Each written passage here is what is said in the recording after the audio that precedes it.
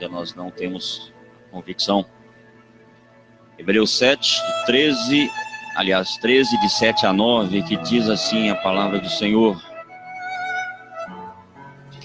Lembrai-vos dos pastores que falaram a palavra de Deus, a fé dos quais imitai, atentando para a sua maneira de viver. Jesus Cristo é o mesmo ontem, hoje e eternamente. Não vos deixeis levar em redor por doutrinas várias e estranhas, porque bom é que o coração se fortifique com graça, e não com alimentos que de nada aproveitaram aos que a eles entregaram. Forte essa palavra.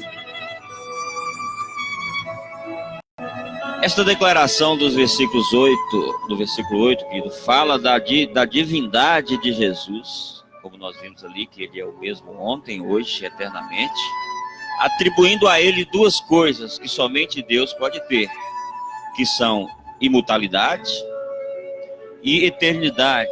Isso significa que Jesus também é Deus. A imutabilidade porque ele é sempre o mesmo. Antes que o mundo existisse, ele já existia. Essa é a eternidade atribuída a Jesus Cristo.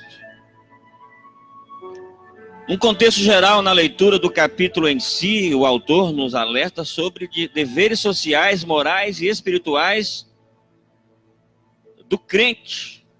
E olhando profundamente, querido, a narrativa, há duas situações opostas mencionadas aqui, principalmente nos versículos 7 e no 9.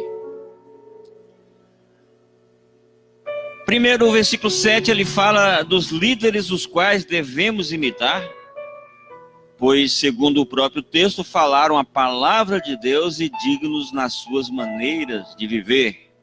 Ou seja, eles falaram daquilo que era propriamente de Deus, né? Era verdade da palavra de Deus. E eram dignos segundo a sua maneira de viver, os quais nós devemos imitar. Mas já no versículo 9 nós vemos uma advertência quanto à ação daqueles falsos líderes que procuram introduzir ou procuravam introduzir doutrinas próprias que não condizem com a verdade bíblica no meio da igreja. Ou seja, então eram situações opostas pelos quais o autor aconselha aos crentes, primeiro a seguir no versículo 7 e depois a afastar no versículo 9. Aí entre esses dois conselhos ele enfatiza que Jesus Cristo é o mesmo ontem, hoje e para sempre será o mesmo. E na declaração, querido, do versículo 8, quando nós podemos ver a razão desses conselhos dados a nós, quando ele nos diz para imitarmos os bons líderes, isso dá-nos a entender que nós possamos a imitá-los da maneira com que eles viviam. Eles deixaram bons ensinamentos. E se Jesus é o mesmo ontem, hoje e eternamente, a sua palavra também é a mesma. Ontem, hoje e eternamente. Se ele não mudou, a sua palavra também não muda.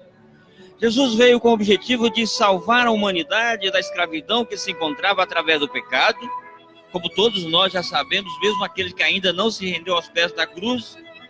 E morrendo na cruz, ele concretiza o plano de salvação estabelecida pelo Pai. Porque Deus havia estabelecido já um plano de salvação para o mundo, porque as outras estratégias não funcionavam. Porque todo ano, como nós falamos aqui em outros programas anteriores, todo ano o sacerdote apresentava o pecado do povo, mas ano após ano o pecado sempre era o mesmo e não era nunca expiado. Pouco antes da sua ascensão, Jesus ordena os discípulos a continuarem a obra redentora aqui na terra. E quando nos deparamos com a palavra continuar, isso quer dizer que nada deve mudar. Continuar é dar sequência àquilo que está sendo feito. Ou seja, Jesus estava fazendo algo e incumbiu os seus discípulos que continuassem a sua obra. E essa incumbência se estendeu até nós hoje. João 5,39, Jesus instrui a examinar as Escrituras, porque nós cuidamos de ter nessas Escrituras a verdadeira vida eterna, e são elas que testificam de Jesus Cristo. Jesus é enfático, e isso é taxativo, querido, na questão individual de cada um de nós. Quer dizer que, conhecendo as Escrituras, saberemos quais são os dois tipos de líderes que devemos imitar e quais devemos rejeitar. Se nós conhecemos as Escrituras profundamente, nós saberemos atender ao conselho do versículo 7, de imitar aqueles, e também atenderemos ao conselho de afastar daqueles que não condizem com a verdade da palavra de Deus. É muito fácil apanhar um versículo e torná-lo como base interpretativa, para reforçar uma tese doutrinária. Eu posso pegar um versículo ali e fazer dele conforme o meu querer, e inserir na cabeça de muitas pessoas e fazer dela uma doutrina. Mas é preciso entender que a palavra de Deus não foi feita para ser interpretada. Tem muita gente interpretando a palavra de Deus e trazendo para a sua própria conveniência. A palavra de Deus, ela existe para ser revelada em nossas vidas, em nosso coração. Mas uma enorme diferença entre revelação e interpretação, meu querido. A interpretação, ela atende à nossa conveniência, mas a revelação traz a verdade dada pelo Espírito Santo de Deus. É como antigamente, não sei que muitos vão lembrar do lambe-lambe, aquelas fotos de jardim. Quando você tirava a foto, ficava pendurado ali esperando secar para depois revelar, você olhava, via o negativo, você não conseguia distinguir quem era que estaria naquela foto. Aí você interpretava, é fulano que está ali. Geralmente o que era preto ficava branco, o que era branco ficava preto. E você não consegue, você começa a interpretar, é o Airan Rolim que está ali naquela. Não, é o Vanderlei Ribeiro, não, eu acho que é o Airan, não, mas quando for revelado aquela foto, aí você saberá quem realmente estava na foto. Assim, a palavra de Deus, ela não foi feita para ser interpretada. A palavra de Deus é uma revelação para a sua vida, porque a revelação traz à tona a verdade daquilo que ela verdadeiramente é. Querido, por isso a mensagem de Deus traz hoje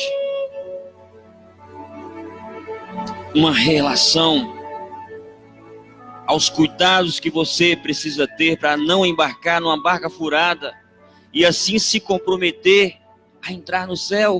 Não comprometa a tua entrada no céu com falsas doutrinas. Comece a ler a palavra de Deus, porque assim o Espírito Santo de Deus vai te dar a revelação da verdade. Você não será enganado por nenhum charlatão. É preciso se habituar a examinar as Escrituras, para que assim nenhum enganador venha lhe induzir ao erro.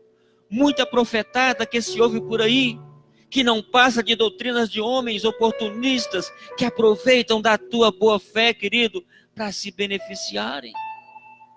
Tem gente vendendo sal, querido, do mar Mediterrâneo, e tem gente comprando o sal do Mediterrâneo.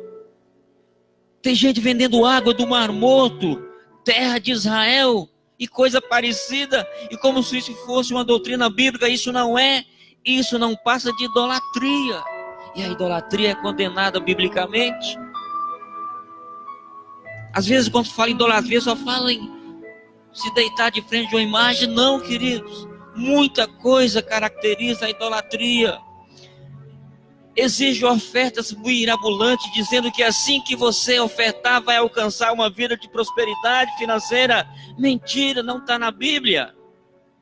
A oferta é por amor à obra ao Senhor e não para se beneficiar dela.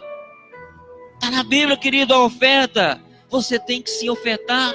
Isso é um ato de amor e fidelidade à obra do Senhor e também gratidão por tudo que Ele tem feito por sua vida. A oferta, ela não está baseada em troca de favores. Eu dei tanto porque o Senhor tem que me dar tanto. Não, está na Bíblia. Só há dois tipos de pessoas que caem nessa mentira. Primeiro, a que não examina as Escrituras. E a segunda pessoa que cai é a pessoa avarenta, que quer ganhar mais do que dá. Se Jesus é o mesmo ontem, hoje, eternamente, a sua doutrina não mudou. Ele mandou visitar órfãos e viúvas, ou seja, ajudar os mais necessitados. É isso, esse é o papel da igreja, porque Jesus Cristo é o mesmo ontem, hoje, eternamente, assim como ele mandou visitar aqueles que necessitavam de visita e de ajuda. Esse mandamento continua até hoje. Amar a Deus sobre todas as coisas e ao próximo como a si mesmo. Ele não mudou, continua esse mandamento.